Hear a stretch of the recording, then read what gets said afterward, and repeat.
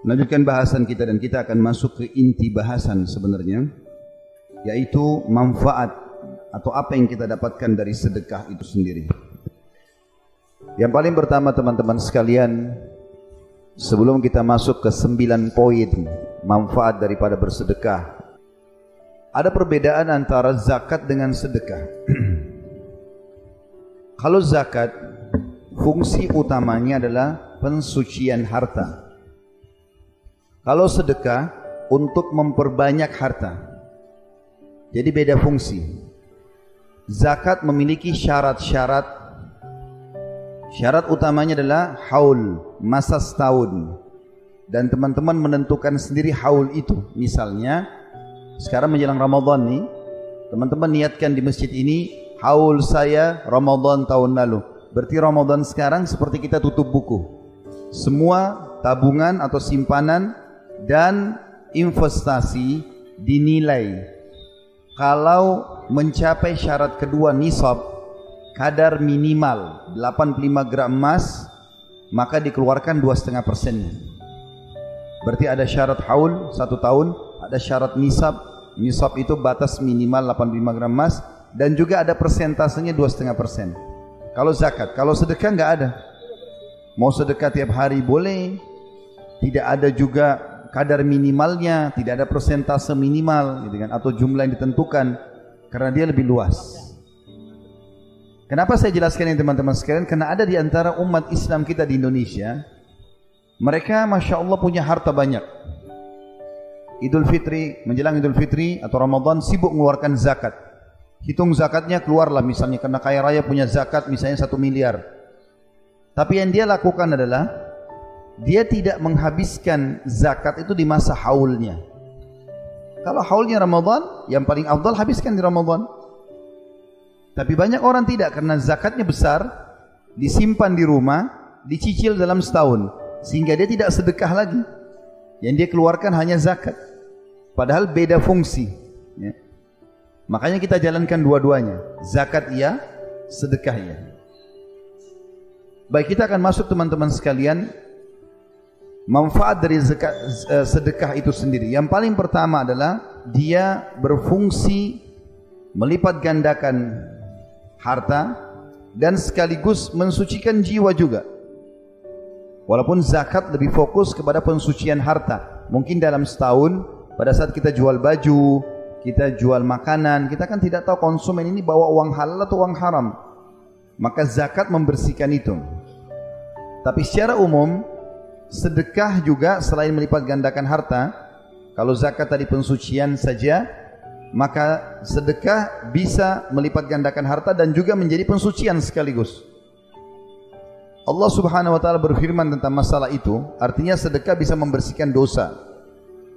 Dalam surah At-Taubah ayat 103 atau 103.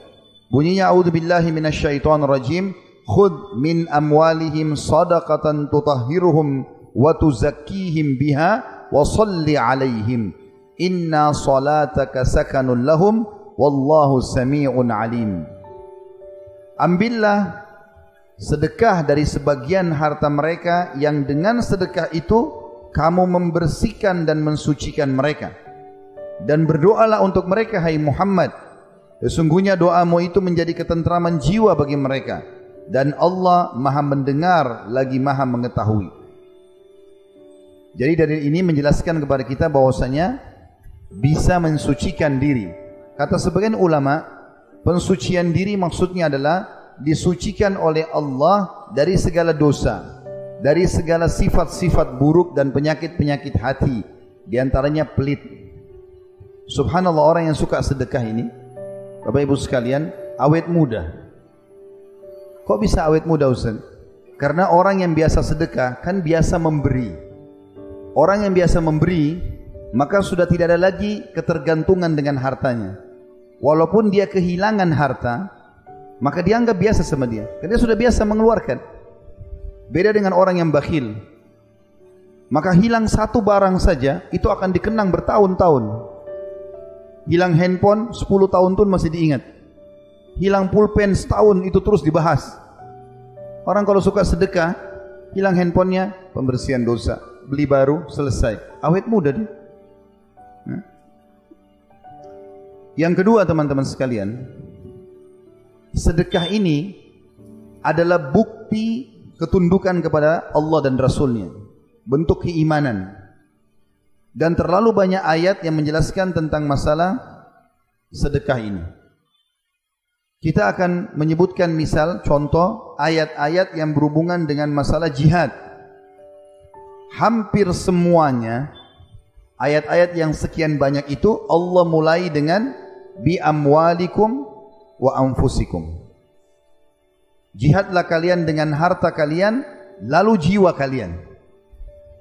Allah enggak mulai dengan jiwa, tapi mulai dengan harta. Dan itu dipraktikkan oleh baginda Nabi SAW.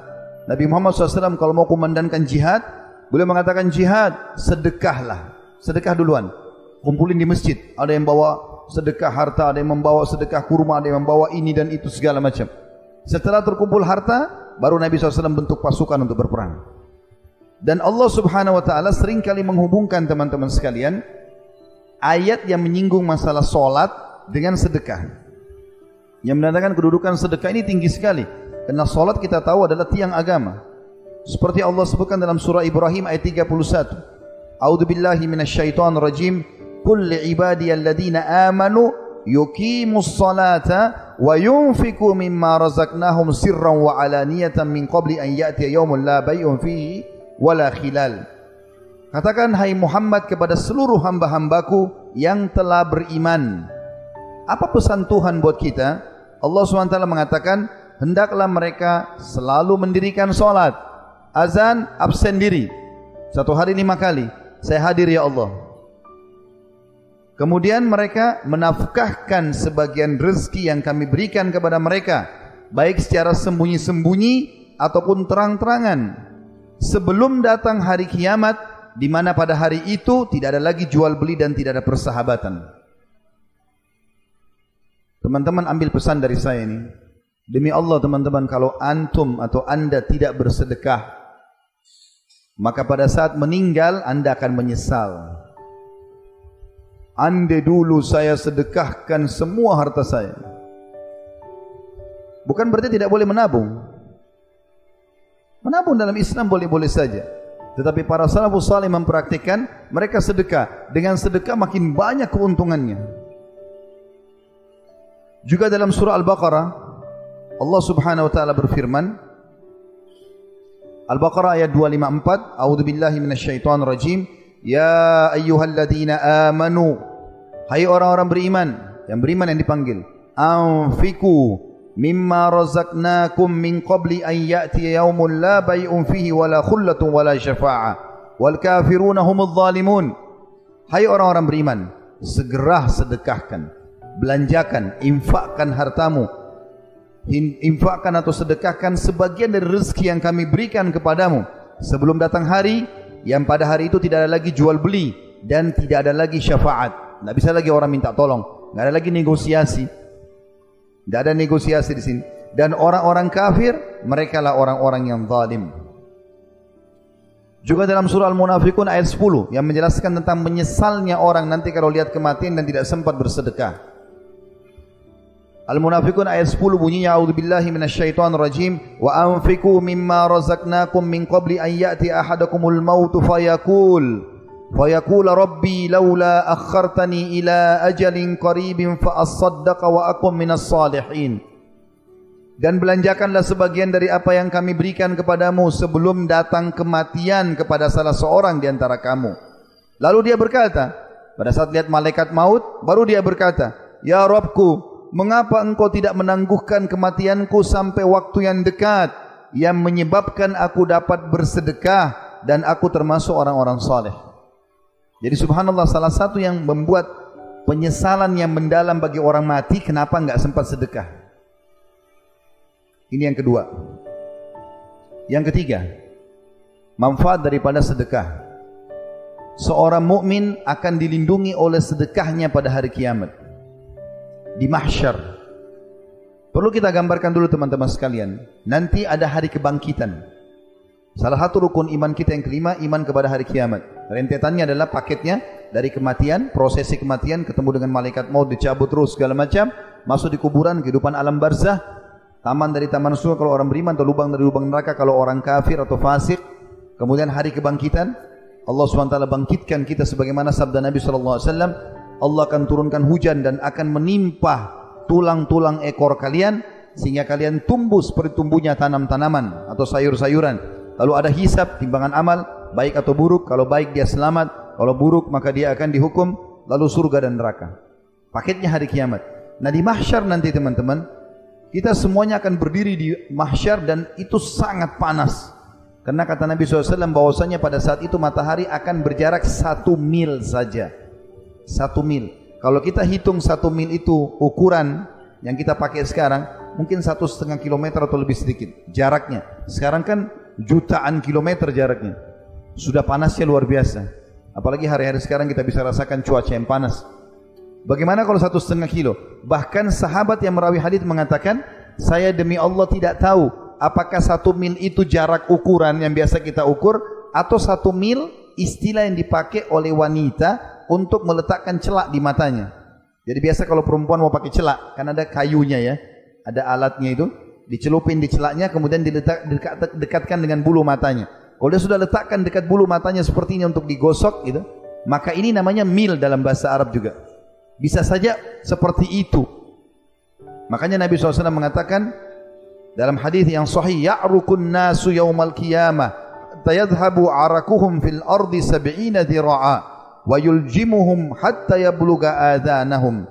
Pada hari kiamat manusia akan berkeringat hingga ngalir sejauh 70 hasta keringat mereka, dan akan menenggelamkan mereka hingga mencapai telinga mereka. Ibnu Hajar rahimahullah menanggapi hadis ini sambil mengatakan, barang siapa yang memperhatikan kondisi tersebut, bahwasanya orang akan ditenggelam dengan keringatnya. Bahkan dalam hadis ini dikatakan orang akan tenggelam dengan keringatnya sesuai dengan kadar dosanya. Ada yang tenggelam sampai mata kakinya, ada yang tenggelam sampai lututnya, ada yang sampai perutnya, ada yang sampai tenggorokannya, dan ada yang tenggelam sampai seluruh tubuhnya. Tapi orang lain enggak kena, dia sendiri karena panasnya. Kata Ibnu Hajar rahimahullah, barang siapa yang memperhatikan kondisi tersebut, niscaya ia akan mengetahui betapa besarnya goncangan pada hari itu, di mana neraka mengelilingi tanah padang mahsyar dan matahari didekatkan sekitar 1 mil jaraknya dari kepala manusia. Maka bagaimana kondisi panasnya bumi pada saat itu? Dan keringat mereka akan mengalir pada padang Sahara hingga mencapai 70 hasta. Berarti sekitar 30 meter dalamnya. Padahal setiap manusia tidaklah menempati sebuah tempat sebatas tanah yang dia pijak saja. Dan bagaimana kondisi manusia pada saat itu dengan keringat dan peluh mereka, padahal mereka berbeda-beda kadar peluhnya. Belum asin, belum bau, segala macam. Sesungguhnya hal itu adalah suatu perkara yang membuat akal berkesima, dan manusia sangat membutuhkan naungan pada saat itu.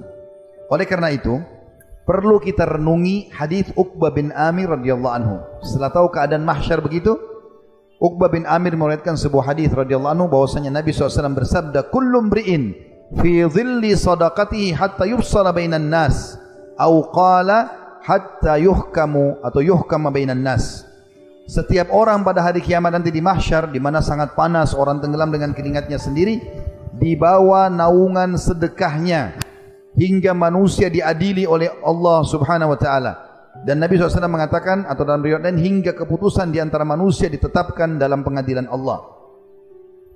Abul Khair berkata, seorang perawi hadis, tidaklah suatu hari dilewati melainkan dia bersedekah, atau dikatakan tentang Abul Khair bahwasanya tidak ada lewat sehari kecuali dia bersedekah, walaupun hanya dengan sepotong roti, kue ataupun sebutir bawang, karena takutnya nanti jangan sampai sedekahnya tidak menolongnya di mahsyar.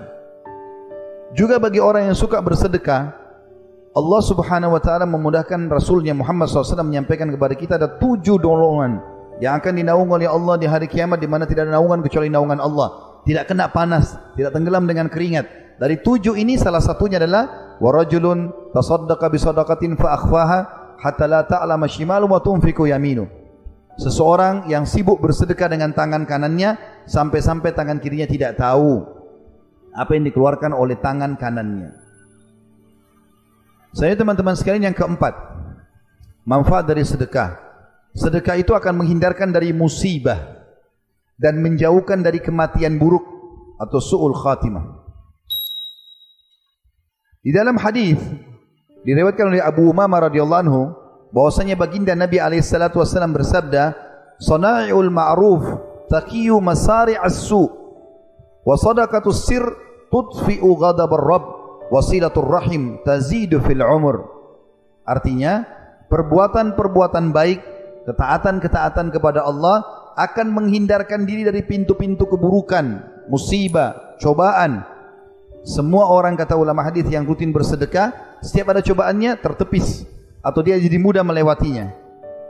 Sedekah yang tersembunyi itu bisa meredam amarahnya Rabb. Kalau dia buat salah kan biasanya Allah marah, Allah akan hukum dia, tapi enggak jadi Allah hukum karena sedekahnya. Dan menyambung silaturahim akan menambah umur. Hadis ini sanadnya hasan, diriwayatkan oleh At-Tabarani.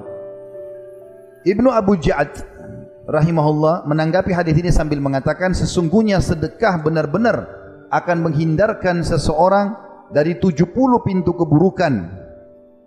Bahkan ada hadis Nabi SAW yang diriwayatkan oleh Anas bin Malik radhiyallahu anhu yang berbunyi, inna sadaqata la tudfi'u ghadabar rabb wa tadfa'u an mitati su'. Ketahuilah sesungguhnya sedekah itu, kata Nabi SAW, dapat memadamkan amarah Rabb. Kalau orang buat dosa, Allah akan hukum. Tapi karena dia sedekah, Allah hilangkan murkahnya itu. Dan menghindarkan dia dari kematian buruk. Ibnu Arabi Al-Maliki berkata, yang dimaksud dengan hakikat kematian buruk adalah kematian dalam kondisi melakukan kemaksiatan. Dan Al-Mubarak Furi berkata, Al-Iraqi berkata, secara zahir, maksud kematian buruk adalah kematian yang mana Rasulullah sallallahu alaihi wasallam berlindung kepada Allah darinya, berupa kehancuran, jatuh, tenggelam, kebakaran, tergoda syaitan saat menghadapi maut, dan terbunuh saat lari dari medan perang. Semua itu bisa seseorang selamat karena sedekahnya. Juga dalam hadis Bukhari, Nabi SAW mengatakan, sesungguhnya dosa-dosa akan terlintas dalam hidup kalian, dan itu akan dimaafkan dengan salat, puasa, dan sedekah. Jadi dia membersihkan kesalahan-kesalahan tersebut. Kata ulama, orang yang rutin bersedekah Allah akan selamatkan. Yang penting sedekahnya dari sumber yang halal. Perlu teman-teman garis bawah juga poin penting. Kita kuatkan di poin keempat ini. Sedekah yang paling afdal adalah sedekah yang sumbernya benar, halal, dikeluarkan di jalan yang benar. Antum kerja, dagang, halal, modalnya halal, produknya halal, sistemnya halal, dikeluarkan, sumbang untuk masjid, rumah anak yatim, bakti orang tua, jamu tamu, itu yang paling afdal. Dan ini yang bisa menyelamatkan dari masalah. Yang kedua, yang ketiga dan keempat ini masalah, bahkan bisa jadi hukuman bagi dia. Yang kedua, ini yang bisa masalah adalah sumbernya halal. Jelas dia halal, dagangnya, modalnya, segala macam, gajinya sebagai pegawai halal, tapi dikeluarkan ke yang haram, dipakai berzina, dipakai menipu, dipakai ini dan itu. Ini bisa berbahaya bagi dia, tidak ada manfaatnya, tidak dapat manfaat tadi ini. Yang ketiga juga sama buruk, sumbernya halal, sumbernya haram, tapi dikeluarkan pada yang halal. Misal hasil korupsi, pencurian, manipulasi, mencuri, ya, kemudian dikeluarkan untuk haji dan umrah, nggak diterima. Karena kata Nabi SAW, Inna Allah tayyibun la yakbalu illa tayyiba. Allah suci dan bersih, tidak terima kecuali suci dan bersih. Yang terakhir, yang keempat, yang paling buruk, sumbernya haram, keluar yang haram, hasil pencurian dipakai berzina. Ini yang paling berat. Oleh karena itu kita harus fokus, harta kita harus sumbernya halal, kemudian dikeluarkan pada yang halal. Nabi SAW mengatakan, ni'ma malus salih biyadi abdis salih. Sebaik-baik harta adalah yang saleh, yang halal, yang baik, kemudian di tangan orang yang saleh, karena dia akan keluarkan pada kebaikan-kebaikan. Yang kelima, sedekah itu akan menjadi bukti tentang keimanan dan saksi pada hari kiamat. Disebutkan dalam sebuah hadis Nabi SAW, dan hadis ini diriwayatkan oleh Imam Muslim, at-tuhuru syatrul iman walhamdulillahi tamla'ul mizan wa subhanallahi walhamdulillahi tamla'ani atau tamla'u ma bainas samawati wal ard wassalatu nur wassadaqatu burhan wassabru diya wal qur'anun hujjatun laka aw alaik kullun nasi yakdu fabayu nafsahu famu'tikuha aw mubikuha. Terjemahannya, bersuci itu bagian daripada iman. Maaf cebok dari buang air besar, buang air kecil. Bersuci dari badan, pakaian, tempat. Disunnahkan oleh Nabi SAW, bahkan itu adalah bagian daripada keimanan. Mandi wajib dari junub, mandi Jumat bagi laki-laki, kemudian mandi haid dan nifas bagi perempuan. Itu bagian daripada keimanan. Alhamdulillah, yang sering diucapkan akan memenuhi dan memberatkan timbangan. Subhanallah walhamdulillah, kalau ditambah dengan alhamdulillah, digabungkan dengan subhanallah, maka akan memenuhi pahalanya antara langit dan bumi. Seringnya orang mengucapkan subhanallah alhamdulillah gitu kan. Kemudian solat itu akan menjadi cahaya, sedekah itu akan menjadi bukti dan saksi pada hari kiamat, sabar itu pelita hidup, sedangkan Al-Quran itu adalah hujjah untuk memberimu pahala kalau kau baca dan amalkan, dan hujjah akan menghukummu apabila kau mengabaikannya. Ingatlah kata Nabi SAW, setiap manusia berusaha dan menjual dirinya, maka di antara mereka ada yang membebaskan dengan kebaikan dan ada yang menghancurkan dengan kemaksiatan. Saksi bahasan kita, as-sadaqatu burhan. Sedekah itu adalah bukti nyata tentang keimanan dan akan jadi saksi pada hari kiamat. An-Nawawi berkata rahimahullah menanggapi hadis ini, bahwa sedekah itu hujjah atau argumentasi yang sangat kuat untuk menyelamatkan diri dan dalil atas keimanan pelakunya, karena seorang munafik tidak akan melakukannya karena ia tidak meyakininya. Lalu barang siapa yang bersedekah maka dapat diambil sebagai bukti keimanannya. Yang keenam, sedekah itu adalah tebusan untuk menyelamatkan seseorang dari api neraka. Beranjak daripada sebuah riwayat yang sahih bahwasanya Nabi SAW bersabda, Nabi Yahya alaihissalam pernah berkata kepada kaumnya, wa amurukum bis sadaqah, aku perintahkan kalian untuk bersedekah, rutinkan dan jangan perhitungan dalam masalah itu. Fa inna mathala dzalika kamathali rajulin asarahul adu fa awsaku yadahu ila unukihi wa qaddamuhu liyadribu unuqah. Karena perumpamaan seseorang nanti hari kiamat seperti orang yang sedang ditawan oleh musuh, lalu kedua tangannya dibelenggu di lehernya, dan mereka membawanya untuk dipenggal lehernya. Faqal ana afdihi minkum bil qalili wal katsir fafada nafsahu minhum. Lalu kemudian dia berkata, aku akan menebus kalian dengan harta-hartaku ini. Lalu kemudian dia terus menebus hartanya atau dirinya sampai Allah selamatkan dia. Dan ini sebuah keutamaan tersendiri karena Allah Subhanahu wa taala menyelamatkan dia. Riwayat ini diriwayatkan Tirmidzi dan dikatakan sanadnya hasan. Ibnu Qayyim berkata rahimahullah menanggapi hadis ini, hal ini juga merupakan perkataan yang mana burhannya, bukti nyatanya adalah keberadaannya. Dan dalilnya, maksudnya orang kalau lakukan itu bukti tentang keberadaannya. Dan dalilnya adalah kejadiannya. Karena sedekah itu memiliki pengaruh yang menakjubkan dalam hal menolak berbagai macam bencana, walaupun dari seorang yang jahat atau seseorang yang berbuat zalim, bahkan dari seorang kafir, karena Allah Ta'ala akan menolak darinya berbagai macam bencana dengan sedekah. Hal ini adalah suatu perkara yang telah dimaklumi di antara manusia, baik yang terpelajar maupun yang tidak terpelajar. Ini perkataan Ibnu Qayyim rahimahullah, diambil dari sebuah buku namanya Al-Wabil As-Sayyib di jilid 1 halaman 49. Selanjutnya teman-teman sekalian, yang ketujuh ya, Allah Subhanahu wa taala akan mengganti sedekah itu. Allah berfirman teman-teman sekalian berhubungan dengan masalah Allah akan mengganti itu. Di dalam firman-Nya surah Saba ayat 39, A'udzubillahi minasyaitonir rajim, Qul Inna rabbi yabsutur rizqa liman yasha'u min ibadihi wa yaqdiru lah. Wa ma anfaqtum min syai'in fahuwa yukhlifu wa huwa khairur raziqin. Artinya, katakan hai Muhammad kepada hamba-hambaku, sesungguhnya Tuhanku melapangkan rezeki bagi siapa yang dikehendakinya di antara hamba-hambanya, dan dia menyempitkan rezeki bagi siapa yang dikehendakinya. Dan barang siapa atau barang apa saja yang kamu nafkahkan, sedekahkan di jalan Allah, maka pasti Allah akan menggantinya, dan dialah sebaik-baik pemberi rezeki.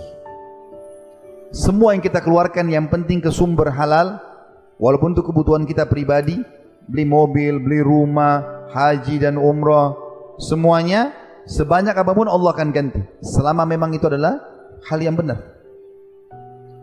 Dan dalam hadis Bukhari yang lain, mulia sekali hadis ini, kita akan mendapatkan doa malaikat untuk melipat gandakan harta kita hanya dengan sedekah setiap hari itu. Kata Nabi SAW, "Ma min yaumin yusbihul ibadu fihi illa wa malakani yanzilan." Tidak ada satu hari pun di pagi hari setiap hamba yang masih hidup ada, kecuali ada malaikat yang Allah turunkan dua dari langit pada hari itu. Fayakul ahaduhuma, maka salah satu malaikat itu berkata, Allahumma a'ti mumfikan khalafa, ya Allah berikanlah kekayaan dan ganti orang-orang yang berinfak. Wa yaqulul akhar, Allahumma a'ti mumsikan talafa. Dan yang satu lagi mengatakan, ya Allah binasakan, hancurkan orang-orang yang kikir. Imam Nawawi berkata rahimahullah menanggapi hadis ini, para ulama berkata, infak tersebut adalah dalam ketaatan, akhlak-akhlak yang terpuji untuk keluarga dan tamu, sedekah-sedekah dan sebagainya, dan tidak pada hal-hal yang tercela atau mubadzir berlebih-lebihan. Sedangkan infak yang menahan diri dari hal yang tercela dalam infak adalah hal yang positif. Lalu beliau mengatakan, atau Ibnu Hajar menanggapi itu, Ibnu Hajar mengatakan adanya doa dari malaikat kehancuran mengandung dua makna. Tadi kan malaikat yang satu mengatakan, ya Allah gantikan dan luaskan rezeki orang yang berinfak, yang satu mengatakan binasakan dan hancurkan orang yang kikir. Kata Imam Ibnu Hajar rahimahullah mengandung dua makna Allah hancurkan di sini. Yang pertama, dihancurkan hartanya sendiri. Yang kedua, dihancurkan jiwanya. Artinya Allah buat dia sakit, buat masalah segala macam karena tidak pernah berinfak itu. Ini resep yang sangat luar biasa teman-teman sekalian. Yang kedelapan, tentu tinggal dua saja. Yang kedelapan adalah sedekah itu termasuk yang tidak akan pernah terputus setelah meninggal orang. Hadis yang masyhur yang sudah kita tahu sama-sama. Hadis ini diriwayatkan oleh Imam Muslim. Idza mata ibnu Adam inqata 'amaluhu illa min thalath. Kalau anak Adam meninggal dunia, terputus sumber pahalanya kecuali dari tiga sumber yang pasti. Lalu Nabi SAW sebutkan yang pertama, shadaqatun jariyah, sedekah yang dikeluarkan yang terus bermanfaat, wakaf tanah, bangunan masjid, rumah anak yatim, Al-Quran yang dibaca, segala macam, jalan, jembatan, itu semuanya.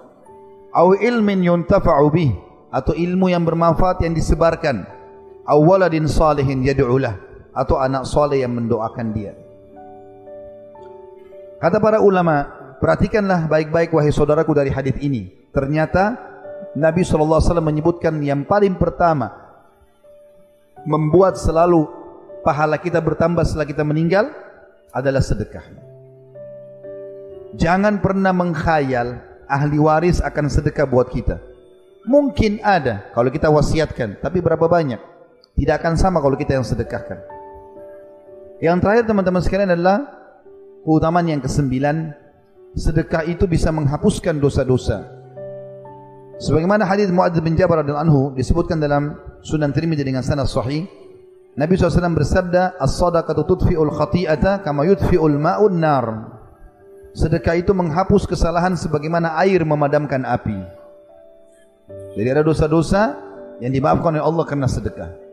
Abdullah bin Abbas, Abdullah bin Umar radhiyallahu anhum ajma'in berkata, kalau aku punya perkara yang belum selesai atau doaku belum diijabah, maka aku sengaja keluar mencari orang miskin untuk aku bersedekah padanya. Dan dengan itu Allah Subhanahu wa taala memudahkan urusanku. Sekian banyak keutamaan teman-teman sekalian. Resep yang sederhana. sedekah.